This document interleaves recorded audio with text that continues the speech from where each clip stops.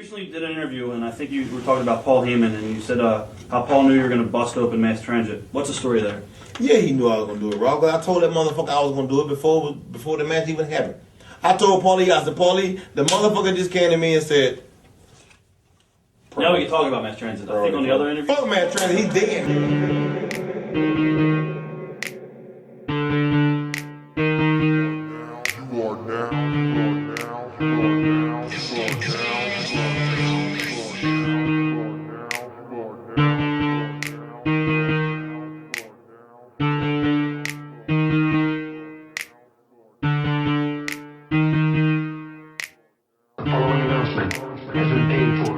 Smarks.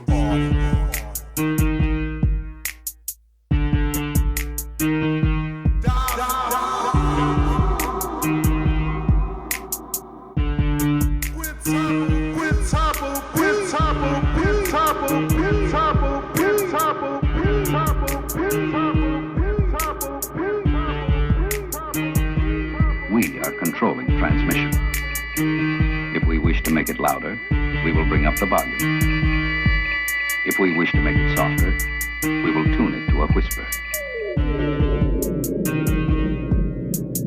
Cannabis Connection in the house. 420 boys for the extreme retro review for ECW.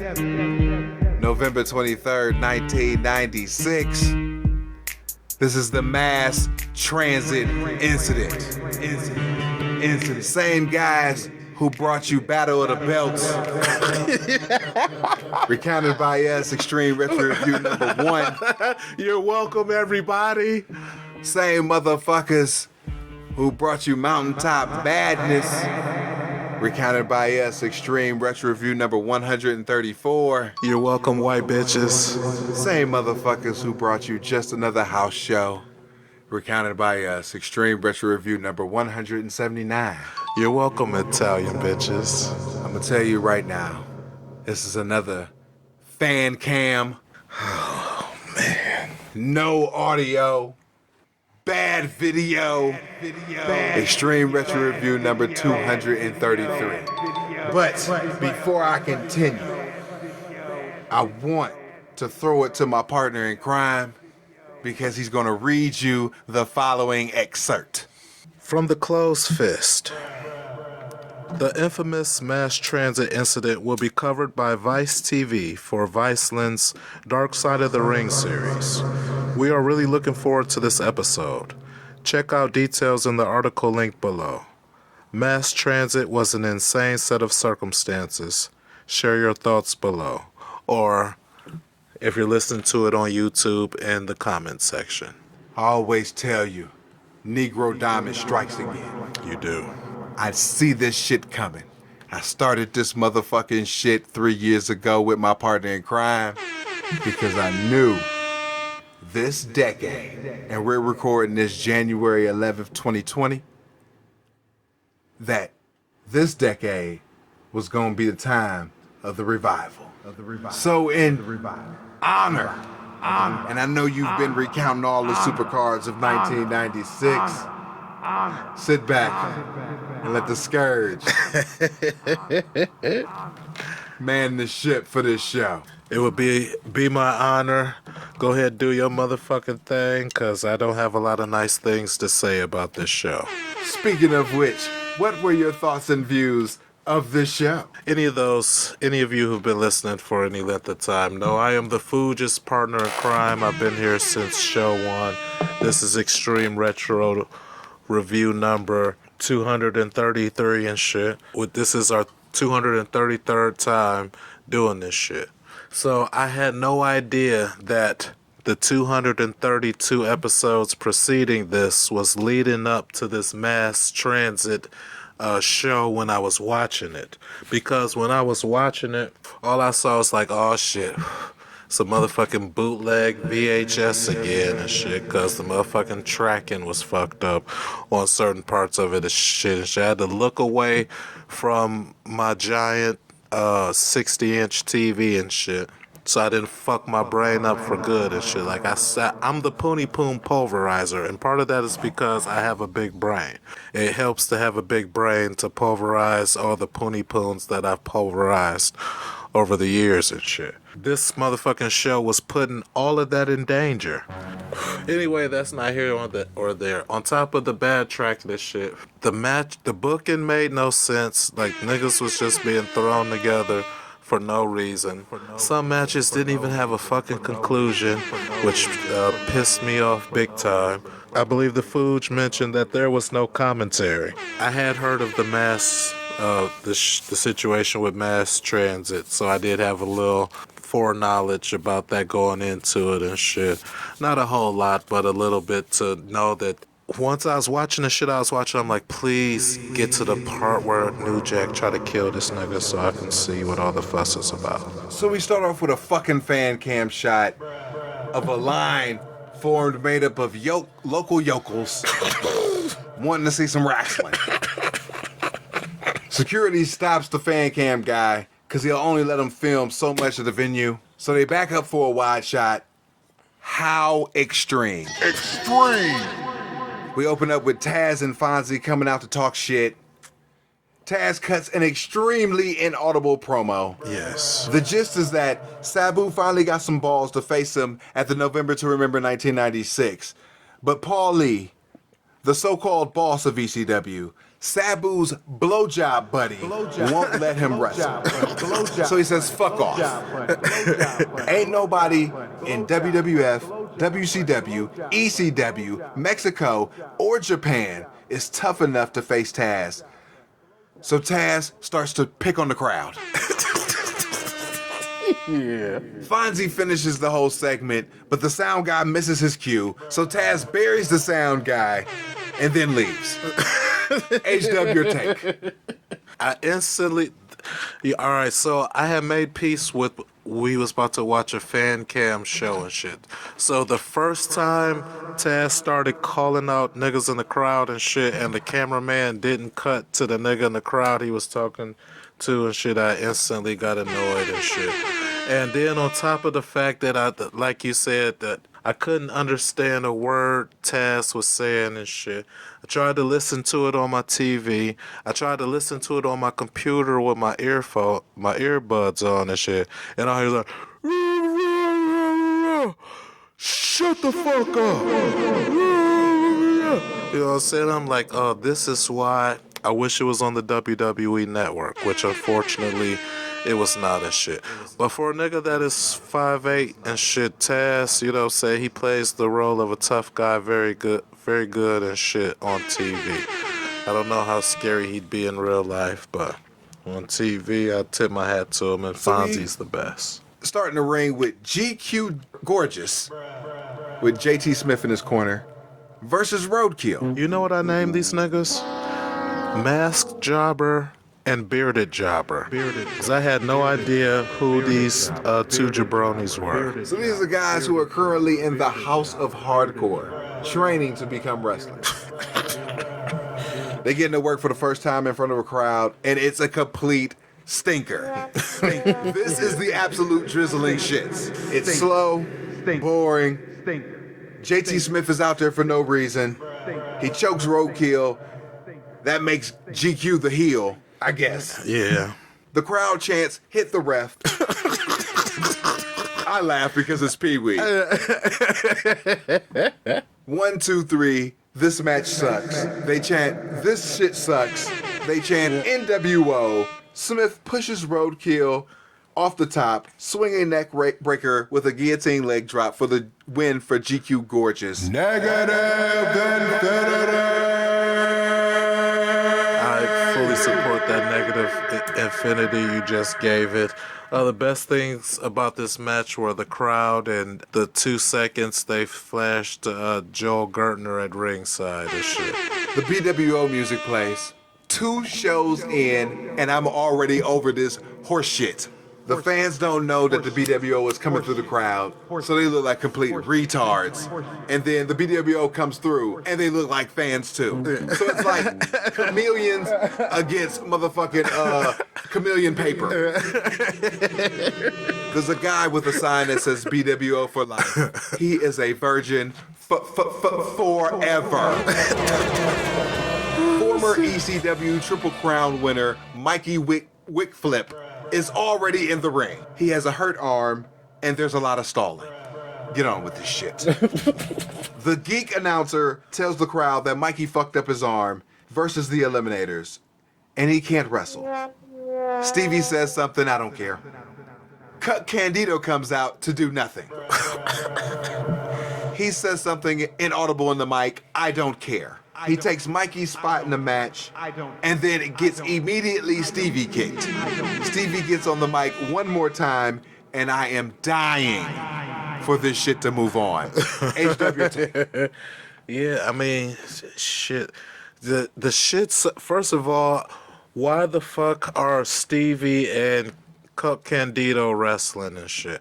Second of all, Blue Meanie, he did some interference in the match and shit. Right in front of the motherfucking ref's face and shit. Went back to the outside and shit. I'm like, well, if he just getting shit off like that and shit, why not just make it a motherfucking handicap match? Might as well just, you know what I'm saying, jump this nigga till y'all get the win. Somehow Cup Candido gets the win. Which I thought was bullshit booking and shit. So we have two comedy heels. Cut Candido's trying to be somewhat serious. The BWO are completely awful. From Stevie's parodies Kevin Nash shit, which is completely awful. Nash has 8 moves, right? Mm-hmm. But at least there was passion in those 8 moves before he became Big Lace. Oh yeah, that elbow in the turnbuckle and shit. But I think I'm getting worked because the nigga is like, he's playing it as a comedy heel. You know what I'm saying? So it's like, is he trying to be serious? Is he trying to make that step to the main event? Or is he fine and dandy where he is, being a comedy goofball heel? Meanie and Nova interfere right in front of the ref, like you said. Finna goofs the ref, so you know it means nothing. Yeah. Stevie misses the kick. Job to a mafia kick from Cut Candido. Negative infinity. Should I concur? Louis Spicoli versus the undead bulldozer Brian Lee. Brawl around ringside. Louis already bleeding. I don't know if it's hard way. They go into the crowd, but it's fucking fan cam, so they lose the fucking shot. Yeah. It's impossible to make out anything because of the fans and the security. Plus, they do bad editing in post. Louis puts his hand up for everything Lee hits him with. They finally have a match in the ring, but Louis blinded with blood all over his face. Pee-wee checks on him. He gets the Death Valley Driver. Crowd pops. Lee acts like he's Pee-wee and counts the pin. Louis, the complete idiot, cheers and gets the primetime slam for the win. The mullet ref ran in for the pin. The mullet ref gets shoved like a goof. Louis, the loser, gets treated by damage control, and the crowd yells, "Show your tits to the chick." HWT. My take, yeah, you basically highlighted everything that I made note of and shit. I was definitely amused when the crowd told the Blondie of Tina to show your motherfucking tits. She out there trying to do her job. These motherfuckers. Oh man. Oh, but I can appreciate that about wrestling. We'll see if that continues. RVD versus Anthony. As the match progressed, I got into it with Anthony's power and RVD's fleshing out his chair-infused offense. Crowd Yanch used the chair. They go into the crowd. The fan cam loses the shot again. Yep. They go back to the ring. Anthony crashes through a table. Franchise comes down, hits Anthony with the belt. Rob Van Dam baseball slides and kicks Shane. The undead bulldozer Brian Lee does a run-in to take out Rob Van Dam, so they 2 versus 1 Anthony. Rob Van Dam slides back into the ring. The BWO then arrives. The Green Ranger comes out, and he gets the Van Daminator. The Geek Squad gets into the ring. Meanwhile, the 2 versus 1 continues. Bubba and Spike try to cover Anthony, but he makes a comeback when a third pull-apart happens with the Geeks. Shane and RVD start to throw hands. This shit keeps going on forever. The bell rings, ends in a no contest. Negative infinity. Your take. I thought the shit dragged on way too long. Fucking match between RVD and Pitbull 2 didn't do nothing for me to begin with and shit. I was happy when Shane came out, but then like all the pull aparts and I ain't gonna lie, I did like when Brian Lee came out, cause shit, fuck it, RVD and Pitbull 2 was already teaming up on Shane and shit, so at least Bulldozer and the Real American Badass had Shane's back and shit, you know what I'm saying? So I did appreciate that part of it, but overall, yeah, just I don't know, I get why they did it, I just think the execution sucked ass and shit.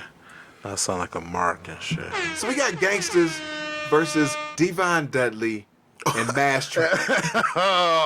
Here we are. A little backstory before the Dark Side of the Ring debuts. It was supposed to be Axel Rotten, you know, because Devon and Axel have been teaming up as of late. So this is gonna be a house show. You know what I'm saying? A well-contested match, but the Gangsters was still going to go over. Axel Rotten couldn't make the show.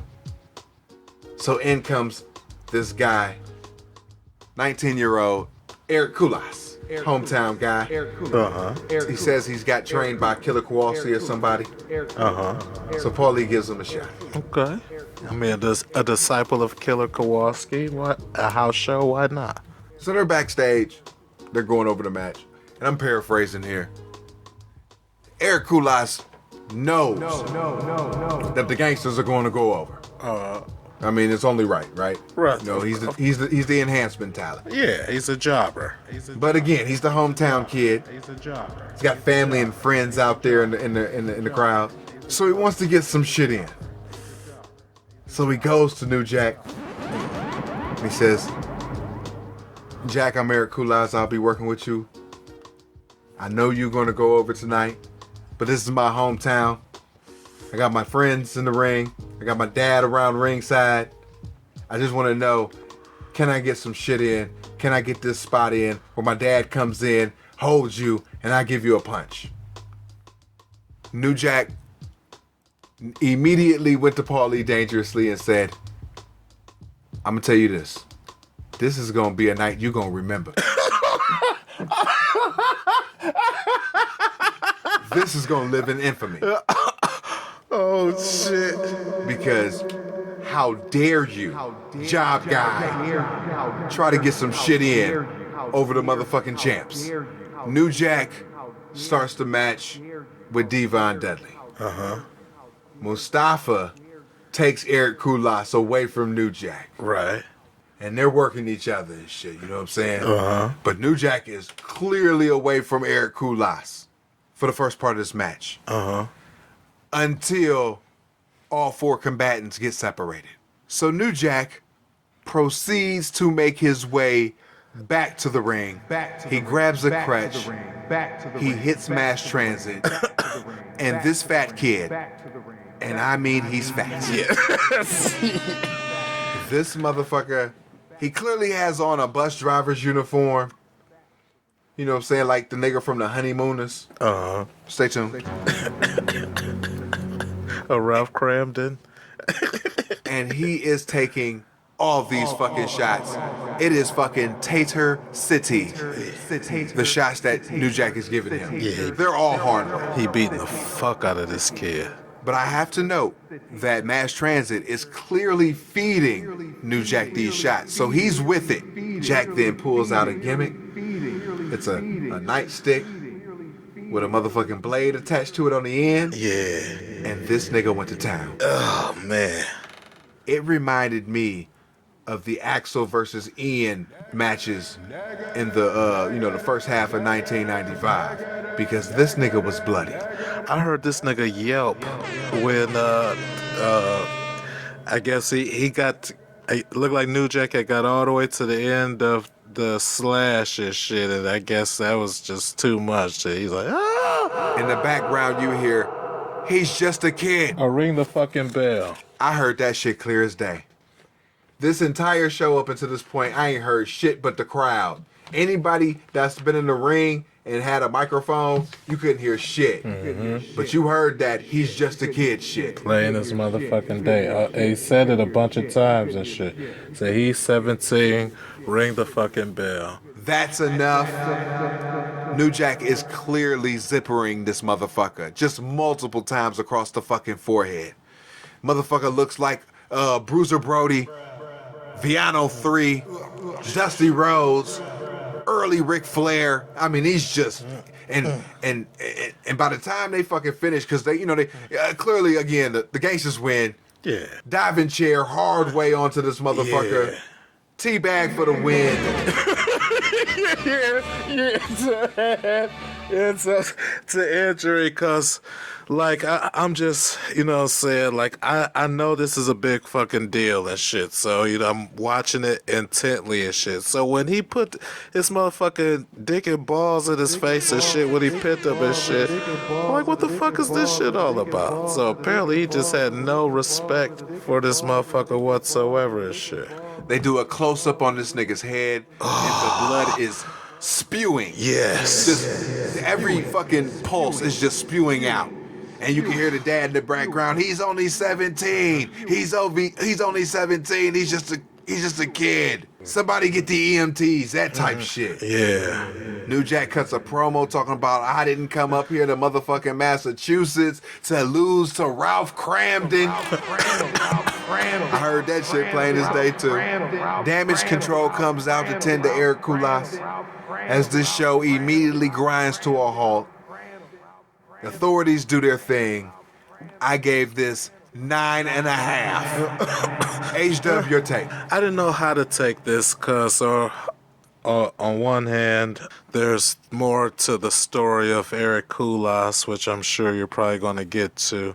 But just overall and shit, as I'm just watching this shit, like it fucked up. It looked like he was trying to fuck that big blob piece of shit. No, I don't want to call him a piece of shit. But at first glance, like he was big, and it looked like New Jack was taking liberties, as they say in the business, with this clearly, and then the motherfucking teabagged, as you said, for the pen and shit. So after they rush this motherfucker back to the back, right? Mass Transit's going like, did I do a good job? Do I got a job now? You gonna keep me on? Do I got a job now? New Jack is screaming to the high heavens, talking about, I don't give a shit if this nigga dies. I don't give a fuck. Father trying to fucking fight him because he butchered his fucking kid. So afterwards, to put an epilogue to this Mass Transit shit, he ends up going severely depressed because Paulie never used him again. And he tried to sue the company. They brought him to trial, brought New Jack to trial. Everything that happened in the ring, he had already agreed to. Okay, right, okay. So New Jack got acquitted. Yeah, rightfully so. A few years later after that, Eric Kulas then died. He ballooned up to even a bigger weight and died of unnatural causes because he was so fucking fat. Rest in peace. So the screen goes blue for a couple seconds, and then we come back with the Eliminators versus the Dudleys, represented by Bubba Ray and Spike Dudley. I don't care. I don't even care who's with the Dudleys. They start to have a match, but then it is brutally clipped to shit. There wasn't even a finish. Negative infinity. Nigga, when The motherfucking screen cut to blue in between mass transit and the start of this match and shit. My first thought was relief. Like, oh, thank goodness this shit is over. And then like 2.2 seconds later and shit, this shit keeps going. So I'm like, oh my God, here we go. And then match just... match is just, you know what I'm saying? It's just so much, but I can't get it all out. So just fucking terrible. And by the end, I do know that I wish I had stopped watching this shit that was called wrestling. But because I am the paragon of professionalism, I marched on like a good trooper, and like it looks like we're about to do in Iran at some point soon. Then here's what I wonder. So why did clearly they named the shows after they shoot them and shit, which I never did understand and shit. If you're a motherfucking booker and shit, you should be able to, you know what I'm saying? So there's no way was this a work? So, ECW had announced that they're going to have a big show in the first quarter of next year. Right. And it's going to be on pay-per-view. Uh-huh. So they have to build some buzz really quickly. Okay. First quarter's coming up pretty soon. Makes sense. So, via the hardcore hotline, they're talking about these ongoing pay-per-view negotiations, right? Uh-huh. Mass transit incident happens, and the fallout is they get thrown off a pay-per-view schedule for 1997. No shit. So now, Paul Lee is going to start this guerrilla campaign of emails and letters from all these marks going towards the pay-per-view company. Email the pay-per-view company, tell them you want ECW. Oh, I can see it. So that they show that there is a demand and you're going to get your money if you put this pay-per-view on. Thereby giving the marks a vested interest to buy said pay-per-view. I don't believe in coincidences. Assuming that the match was for the TV title, we have the franchise Shane Douglas with his head cheerleader Francine versus Tommy Dreamer with Beulah McGillicuddy in his corner. And thank goodness. If we're just going to randomly jump into another match, at least it was a match like this. This makes sense storyline-wise. I understand why these two would be having a match and shit. I appreciated this match a bunch. For Francine. Oh, yeah. This bitch is slapping motherfuckers. Sit outs. She did some chop blocks. Cheating distraction game was on point. And I always say that it's the little shit. It's the music between the notes that makes a match great. It told a story. It's always going to work. And the match, more importantly, stayed in the ring. We'd had all these motherfucking brawls all around ringside and shit. And by and large, this match stayed in the ring. They built to this catfight tease between Beulah and Francine. Franny got the pile driver, yet Tommy jobbed to the single arm DDT. I gave it 4 1/4. Your take on the match? The match itself is shit. I don't know, because for me, how a match goes into the finish usually sums up my general feeling for the match and shit. So the actual finish and shit where my nigga Shane, this motherfucking arm breaker or whatever you call that shit, was very anticlimactic and shit. Overall, I have if I had to give it any turnbuckles out of 4, I would give it 2 out of 4 turnbuckles. So post-match, Shane immediately goes for the Pitbull breaker. Anthony comes in for the save. The heels powder. The faces celebrate by beating their chests like King Kong. Even Beulah beats on her chest. And I bumped it up to 4 1/2. Match of the night, easily.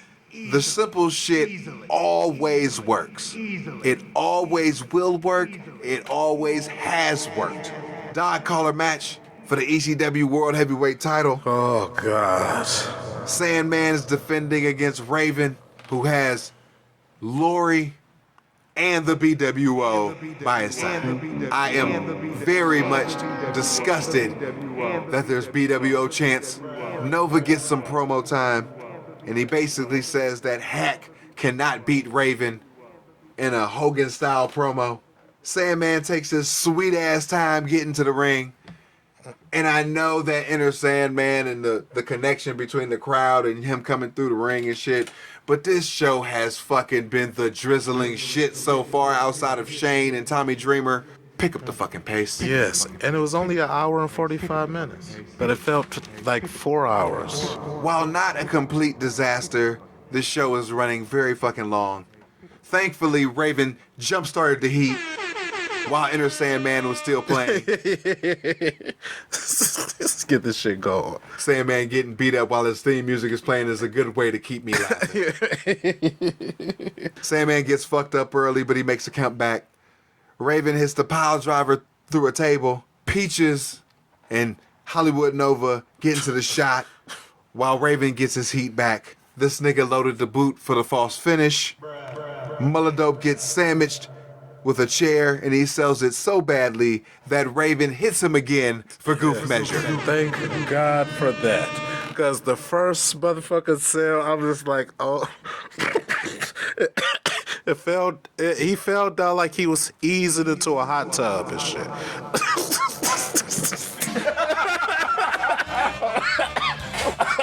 I'm like, what the fuck is this shit? So thank you, Raven, for being a fellow paragon of professionalism. BWO with a table. Stevie kick on the Sandman. He gets onto the table. Meanie Salt through Hack and the table for the false finish. Damn it. Sandman then pulls Raven into him for the DDT. Clean as a sheet for the win. I gave it 2.5 stars. He does the pose in the ring with some kid to end the show. HW take. My thoughts. We have two storyline guys. The storyline babyface, storyline heel. And they are in a match that should be on a big show, either a supercard or a pay-per-view. And here it is with no enhancement from a commentator and shit.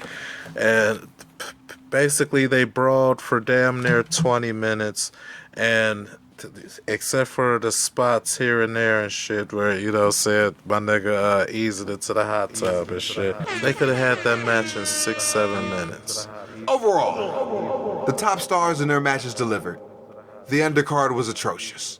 The cam work was so terrible. The tracking was off.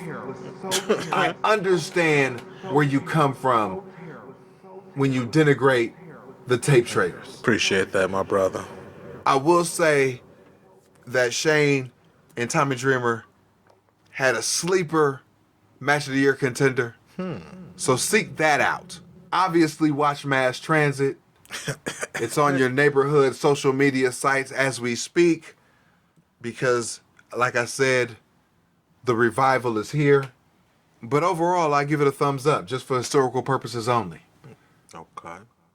In a few days, creeping towards Holiday Hell 1996, we follow up with the November 26, 1996 show. Negro Damas Fuge is signing off as he moves on towards his final form. But until then, always know that life is a work, so make sure you get paid for it. We out. Peace. Peace. You recently did an interview, and I think you were talking about Paul Heyman, and you said how Paul knew you were going to bust open Mass Transit. What's the story there? Yeah, he knew I was gonna do it, Rob. I told that motherfucker I was gonna do it before the match even happened. I told Paulie, I said, Paulie, the motherfucker just came to me and said, Now we can talk about Mass Transit. I think on the other interview. fuck Matt Transit, he dead now. Fuck him and his parents, and fuck all of them. That motherfucker came to me and he said, I'm in my hometown. Can you make me look good? I know I gotta put you over, but can I get all this shit in on you? Now we had just got the straps in ECW. And then you had this kid that comes up and says, I don't mind doing the job, but I got to get my shit off. I said, okay. I need my daddy involved. He gonna hold you, and I'm gonna hit you with a chair, whatever. I'm like, okay. So I told Paulie, I said, check this out. This gonna be a match that's gonna go down in history. I said 10 years from now, which we almost close, people still gonna be talking about this match. I said I'm gonna try to cut this bitch's head off because he wanted to get color, but he didn't know how to do it. And I got a surgical scalpel and taped to a piece of wood. And when it was time for him to get color, I cut that motherfucker from ear to ear. And I told Paulie I was gonna do it, and he knew I was gonna do it. And after I cut that bitch and I got out the ring, Paulie had somebody take me to the fucking hotel, and they put me in another hotel, and they changed my airline ticket, and I flew out 2 days later to get back home. And 9 months later, I got indicted for 7 different charges, and it was all the same goddamn charges reworded, and went to court and got acquitted. Like OJ did it and got away with it, acquitted all day long. And they knew it. And they said, we don't have, they act like that match didn't even happen. But it did happen. And then Mass Transit dies a year or so ago, and his nasty ass parents tried to sue me again by saying he died because he got depressed and he ate himself to death because of what New Jack did to him. He was just depressed. Give me a motherfucking break. That was not my motherfucking fault. That motherfucker was fat when I met him. He didn't just get fat overnight. That bitch was fat when I met him. When y'all said he was 20, he was 17, he was fat then. He was fat then. He was fat then. So that's the story with that cocksucker. And I hope he rot in motherfucking hell, a fat bastard. Him and his parents. Fucker.